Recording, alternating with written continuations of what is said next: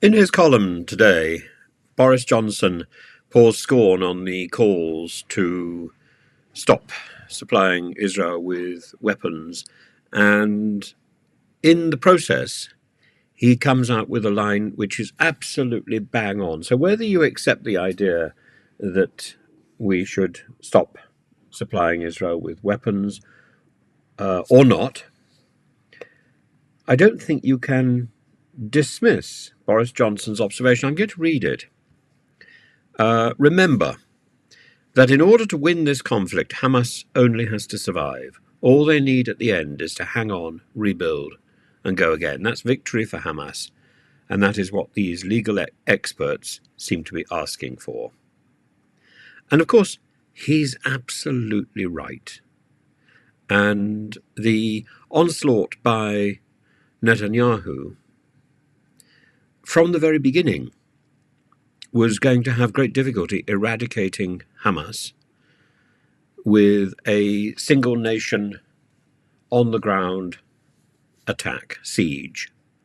All they're going to do is alienate themselves from the rest of the world community and build a weapon used by Hamas, become the greatest recruiting sergeant for Hamas-style terrorism that has ever been seen. The numbers of innocent Gazans killed has exceeded even the wildest imaginings. But Johnson's comment, even if we don't like his assertion that we should be continuing to arm Israel, Johnson's comment about the survival of Hamas is absolutely correct. He says it's shattering to see the deaths, but Israel was sending warnings of their attacks and trying to use precision munitions. Well, we've learnt in the last few days that precision is wonky and that the warnings were inadequate. So that doesn't work. That doesn't work at all. We've also learnt that Israel was using AI to specifically target anonymous groups. That's pretty frightening. Does that work? Well, it's led to a significant increase in the numbers of civilian casualties.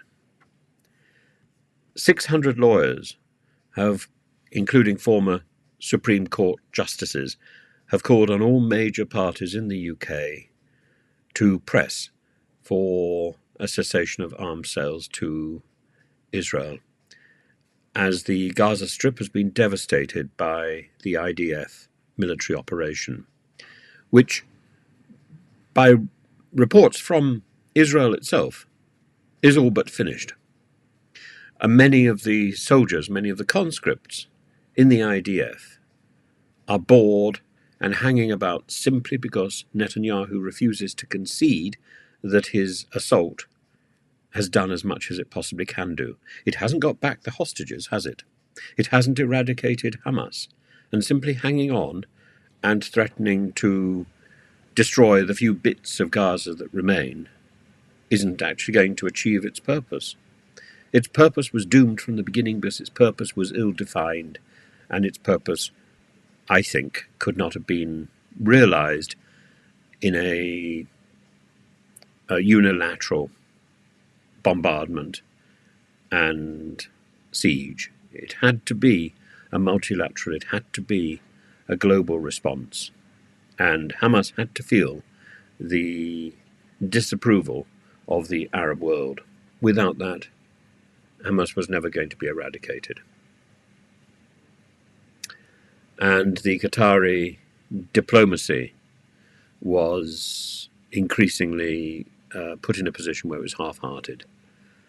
And I'm not surprised there are thousands of people camped out near the Knesset demanding Netanyahu's resignation.